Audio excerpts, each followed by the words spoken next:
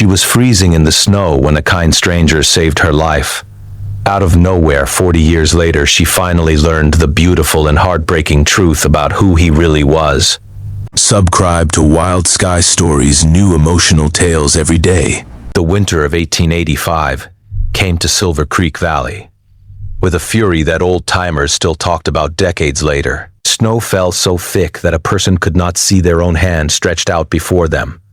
Temperatures dropped so low that water froze before it hit the ground. It was during this terrible storm that 19-year-old Lillian Harper made the worst decision of her young life. Her father had taken ill 3 days prior, and the medicine he needed sat waiting at the general store in town, 12 miles from their small ranch. Her mother had begged her not to go, had pleaded with tears streaming down her weathered cheeks. But Lillian was stubborn, perhaps the most stubborn young woman in all of Wyoming territory. She believed she knew these lands better than anyone. What Lillian did not account for was how quickly the storm would intensify. What began as gentle snowfall transformed into a raging blizzard within an hour of her departure. The trail disappeared beneath mounting drifts. Her horse grew disoriented and frightened. Before Lillian fully understood what was happening, she was completely and utterly lost. The cold seeped through her wool coat, through her layers of clothing, through her very skin, until it settled deep in her bones. Her fingers grew numb first, then her feet. She could no longer feel the reins in her hands. When her horse stumbled in a hidden gully and threw her from the saddle, Lillian landed in snow, so deep it swallowed her whole. She tried to stand, but her legs would not obey her commands. She tried to call out, but the wind stole her voice before it could travel more than a few feet. Lying there in that frozen tomb of white, Lillian Harper accepted that she was going to die. She thought of her father who would never receive his medicine. She thought of her mother, who would lose both her husband and her daughter in the same terrible week. The world grew dark around the edges of her vision. The cold no longer felt cold. Instead, a strange warmth spread through her body, and some distant part of her mind recognized this as the final stage before death. She closed her eyes and waited for the end. That was when she felt strong arms lifting her from the snow. Through her fading consciousness, Lillian caught glimpses of a figure wrapped in a heavy buffalo coat. She saw dark eyes filled with concern looking down at her. She heard a deep voice speaking words of comfort, though she could not make out their meaning. She felt herself being carried, then placed upon a horse, then wrapped in blankets that smelled of cedar and leather. The next thing Lillian knew, she was lying before a crackling fire in a small cabin. She did not recognize her wet clothes had been removed and replaced with a man's cotton shirt that hung past her knees. Her feet were wrapped in warm cloths, and a pile of heavy quilts covered her body. Every inch of her ached with the terrible pain of warming flesh, but she was alive. The stranger sat across the room from her, positioned in a wooden chair near the door. He was perhaps 25 years of age, with dark hair that fell across his forehead, and a face that seemed carved from the same stone as the mountains surrounding the valley. His eyes, when they met hers, held a depth of kindness that she had never witnessed in another human being. He told her not to speak, to save her strength. He told her that she was safe, that the storm would pass by morning, that he would return her to her family when the weather cleared. He brought her warm broth and fed it to her. When her hands trembled too much to hold the spoon, he changed the cloths on her feet throughout the night, checking constantly for signs of frostbite. He read to her from a worn book of poetry when she could not sleep, his deep voice wrapping around the words like a warm blanket. Lillian asked him his name. He hesitated for a long moment before answering. "Thomas," he said. "Just Thomas." She asked where he had come from, how he had found her in that terrible storm. His answer was vague, something about riding the fence line of a nearby ranch. She was too weak to press for more details, too grateful to question her salvation. For 2 days the storm raged outside, while Lillian recovered inside the small cabin. Thomas proved to be the gentlest caretaker she could have imagined. He never once made her feel uncomfortable or compromised despite the unusual circumstances. He slept sitting upright in his chair, giving her complete privacy. He slept sitting upright in his chair, giving her complete privacy. He cooked simple but nourishing meals. He told her stories of distant places he had traveled, of mountains and deserts, and endless prairies. On the third day, the storm finally broke. The sun emerged to illuminate a world, transformed by snow, into something magical and pure. Thomas helped Lillian onto his horse and walked beside her the entire 12 miles back to her family's ranch. Her mother rushed out to meet them with cries of joy and relief. Her father, who had somehow survived his illness, despite never receiving the medicine, wept openly at the sight of his daughter alive. The family invited Thomas inside, offered him food and shelter, and whatever reward they could provide. But the stranger only smiled that gentle smile of his and shook his head. He had done what needed to be done, he said. He wanted nothing in return. Before anyone could stop him, he turned and walked back out into the snow-covered landscape, disappearing over a ridge within minutes. Lillian ran after him, but by the time she reached the top of that ridge, he was gone. There were no tracks in the fresh snow, no sign that anyone had passed that way at all. It was as if Thomas had been a ghost, a guardian angel sent to save her life before returning to whatever realm such beings called home. The years passed as years always do, carrying Lillian forward through the changes and challenges of a frontier life. Her father recovered fully and lived another 20 years before passing peacefully in his sleep. Her mother followed him 6 months later, dying as she had lived, with quiet dignity and unwavering faith. Lillian inherited the ranch and ran it herself, earning a reputation as one of the most capable ranchers in the territory. She never married, though offers came regularly from hopeful suitors throughout the valley. Something held her back, some feeling she could never quite name. When pressed by well-meaning friends, she would simply say that she had never met the right man. But, in the quiet hours of the night, alone in the ranch house that had been her home since birth, Lillian knew the truth. She had met him once, during the terrible blizzard in 1885. She had spent only 2 days in his company. And somehow, impossibly, she had given her heart to a stranger she would never see again. She kept his memory alive in small ways.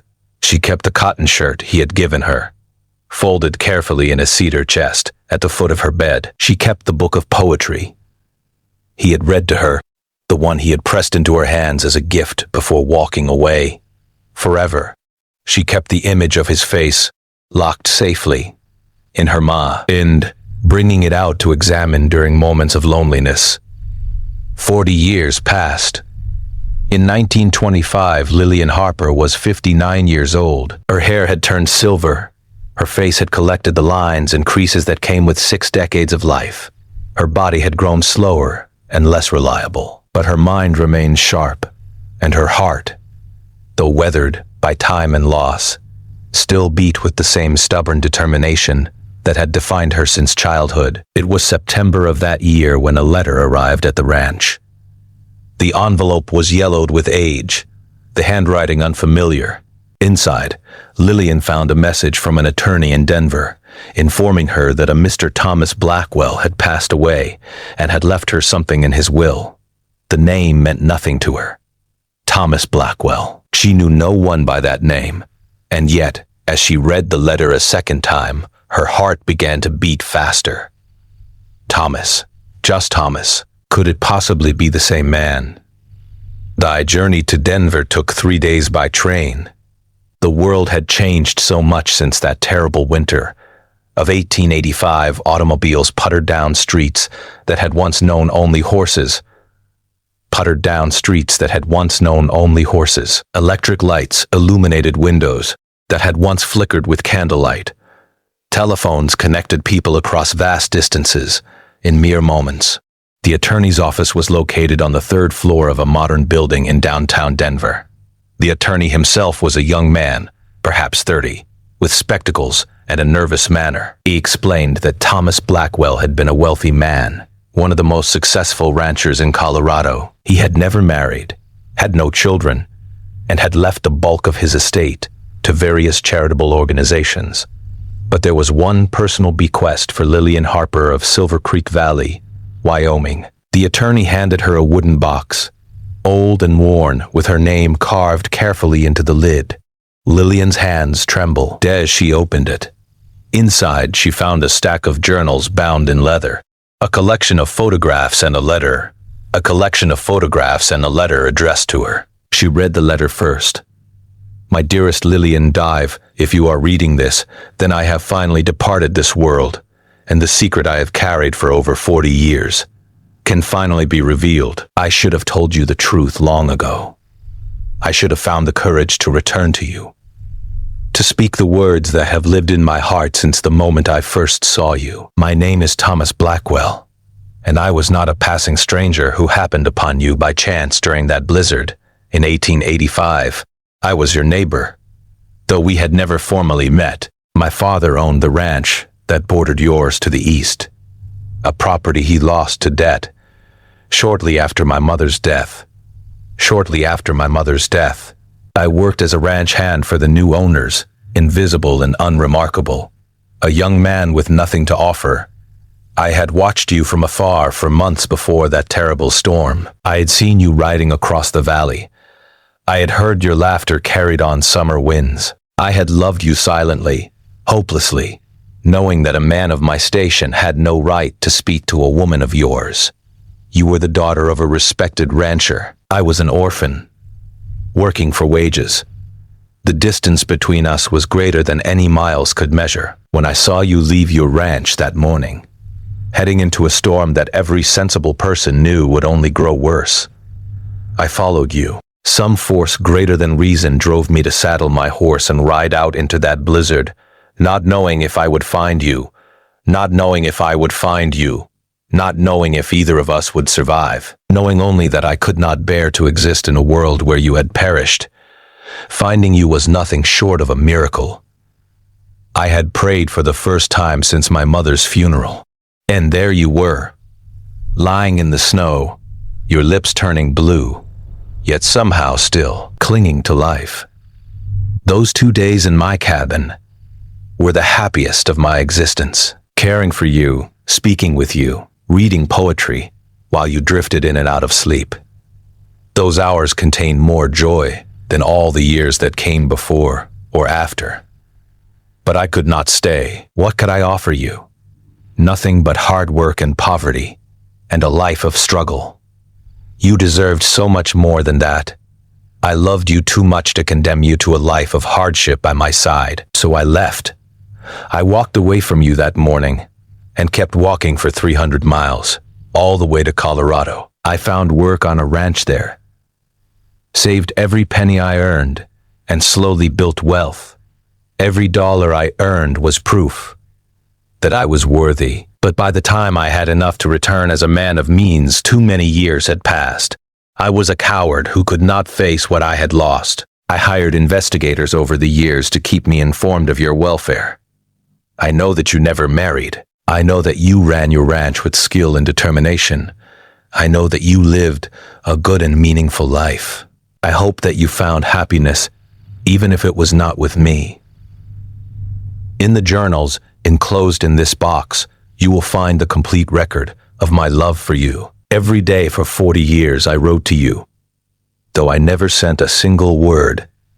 The photographs are of you, taken from a distance during the occasional visits I made to Silver Creek Valley over the years. Seeing you, even from afar, was the only sustenance my starving heart could find. I am dying now as I write this final letter. My one regret is that I never told you the truth. My one comfort is that you will learn it now. I loved you, Lillian Harper. I have loved you every day for 40 years. I will love you beyond death, into whatever existence awaits on the other side. Do not mourn for me. But perhaps, sometimes, when you smell cedar and leather on a winter wind, you might, I think of the stranger who saved you from the snow and wish him well. Forever yours, Thomas. Lillian sat in the attorney's office for a very long time. After finishing the letter, tears streaming down her weathered face, the wooden box clutched to her chest like a treasure beyond price. The young attorney quietly excused himself and left her alone. She opened the journals one by one. Reading entries at random, discovering a love so profound that it took her breath away. He had written about seeing her at a town celebration in 1889, describing the blue dress she had worn. He had written about watching her receive an award for her cattle at a livestock show in 1901. His pride, evident in every word. He had written about standing outside her ranch on a cold December night in 1915, wanting so desperately to knock on her door, but turning away because he still believed he was unworthy. He had loved her.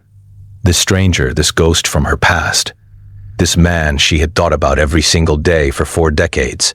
He had loved her just as she had loved him. They had spent their lives apart, separated by pride and fear and the terrible weight of unspoken words, when they could have been together. It was the saddest thing Lillian Harper had ever experienced, and yet, somehow, it was also the most beautiful. She returned to Silver Creek Valley with the wooden box and its precious contents. She placed the journals on the shelf beside the book of poetry Thomas had given her 40 years ago.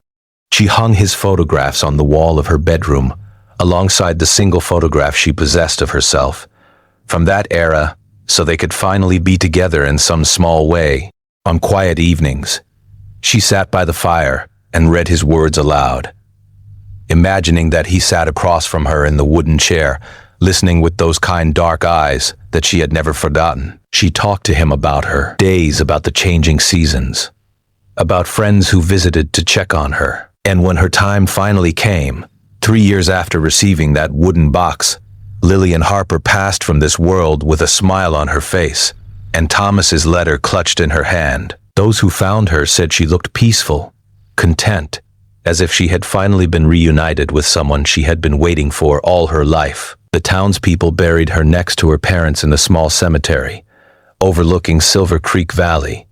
They placed a simple headstone above her grave, but carved beneath her name and dates, at her explicit request, were 4 words that told the true story of her life. She was finally found, and somewhere beyond the boundaries of mortal understanding, in whatever realm awaits those who loved truly and deeply, a stranger who was never really a stranger at all welcomed her home at last.